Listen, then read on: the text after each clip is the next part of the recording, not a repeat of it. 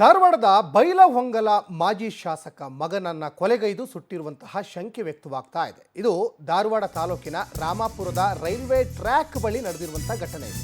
ಬೈಲಹೊಂಗಲ ಮಾಜಿ ಶಾಸಕ ಮಗನನ್ನ ಕೊಲೆಗೈದು ಸುಟ್ಟಿರುವಂತಹ ಶಂಕೆ ಧಾರವಾಡ ತಾಲೂಕಿನ ರಾಮಾಪುರದ ರೈಲ್ವೆ ಟ್ರ್ಯಾಕ್ ಬಳಿ ನಡೆದಿರುವ ಘಟನೆ ಇದು.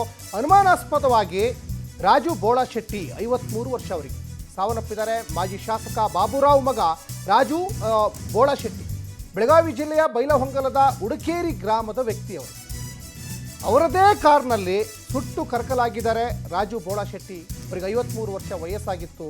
ಇನ್ನು ಮಾಜಿ ಶಾಸಕ ಬಾಬುರಾವ್ಗೆ ಮಗ ರಾಜು ಬೋಳಶೆಟ್ಟಿ ಪುತ್ರ. ಇದು ಬೆಳಗಾವಿ ಜಿಲ್ಲೆಯ ಬೈಲಹೊಂಗಲದ ಉಡಕೇರಿ ಗ್ರಾಮದ ವ್ಯಕ್ತಿ. ಅವರದ್ದೇ ಕಾರಲ್ಲಿ ಸುಟ್ಟು ಕರಕಲಾಗಿದ್ದಾರೆ. ರಾಜು ಬೋಳಶೆಟ್ಟಿ ನಿರ್ಜನ ಪ್ರದೇಶದಲ್ಲಿ ಕಾರಿಗೆ ಬೆಂಕಿ ಹಚ್ಚಿ ದುಷ್ಕರ್ಮಿಗಳು ಪರಾರಿಯಾಗಿರುವ ಶಂಕೆ ವ್ಯಕ್ತವಾಗ್ತಾ ಇದೆ. ಸ್ಥಳಕ್ಕೆ ಧಾರವಾಡದ ಗ್ರಾಮೀಣ ಪೊಲೀಸ್ನವರು ಕೂಡ ಭೇಟಿಯನ್ನು ಕೊಟ್ಟು ಪರಿಶೀಲನೆಯನ್ನು ಮಾಡಿದ್ದಾರೆ.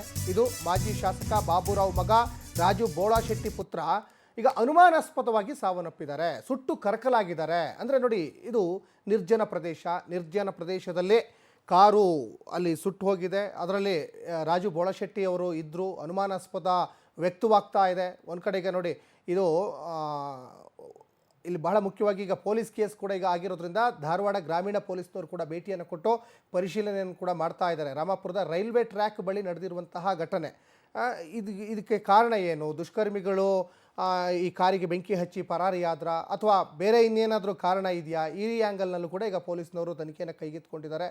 ಅನುಮಾನಾಸ್ಪದವಾಗಿ ಸಾವನ್ನಪ್ಪಿದ್ದಾರೆ ಅನ್ನುವಂತಹ ಮಾತುಗಳು ಕೂಡ ಕೇಳಿ ಬರ್ತಾ ಇದೆ. ಮಾಜಿ ಶಾಸಕ ಬಾಬುರಾವ್ ಮಗ ರಾಜು ಬೋಳಶೆಟ್ಟಿ ಅವರಿಗೆ 53 ವರ್ಷ ಆಗಿತ್ತು. ದೃಶ್ಯಗಳಲ್ಲಿ ಗಮನಿಸ್ತಾ ಇದ್ದೀರಾ.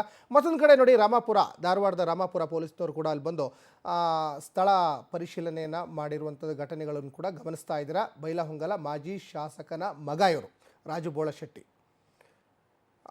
ಈ ರಾಜು ಬೋಳಶೆಟ್ಟಿಗೂ ಮತ್ತು ದುಷ್ಕರ್ಮಿಗಳಿಗೂ ಬೇರೆ ಯಾರಿಗಾದರೂ ಏನಾದರೂ ವ್ಯವಹಾರದಲ್ಲೇ ಆಗಲಿ ಮತ್ತು ಬೇರೆ ಏನಾದರೂ ಹಳೆ ಜಿದ್ದೆ ಏನಾದರೂ ಇತ್ತಾ ಅಥವಾ ಏನು ಕಾರಣ, ಇವ್ರ ಸಾವಿಗೆ ನಿಜವಾದ ಕಾರಣ ಏನು, ಎಲ್ಲವನ್ನು ಕೂಡ ಈಗ ಪೊಲೀಸ್ ತನಿಖೆಯಿಂದಲೇ ಗೊತ್ತಾಗಬೇಕಾಗುತ್ತೆ. ನಿರ್ಜನ ಪ್ರದೇಶದಲ್ಲಿ ಕಾರಿಗೆ ಬೆಂಕಿ ಹಚ್ಚಿ ಪರಾರಿಯಾಗಿರುವಂತಹ ಶಂಕೆ ಈಗ ವ್ಯಕ್ತವಾಗ್ತಾ ಇದೆ. ಈಗ ಇನ್ಯಾವುದಾದ್ರೂ ನಡು ರಸ್ತೆಯಲ್ಲಿ ಹೋಗ್ತಾ ಇದ್ದಾಗ ಕಾರಿಗೆ ಬೆಂಕಿ ಹತ್ಕೊಂಡ್ರೆ ಏನೋ ಇಂಜಿನ್ ವೈಫಲ್ಯದಿಂದ ಬೆಂಕಿ ಹೊತ್ಕೊಳ್ತಾ ಅಂತ ಹೇಳ್ಬೋದು. ಇದು ನಿರ್ಜನ ಪ್ರದೇಶಕ್ಕೆ ಕಾರ್ ಬಂದಿದೆ.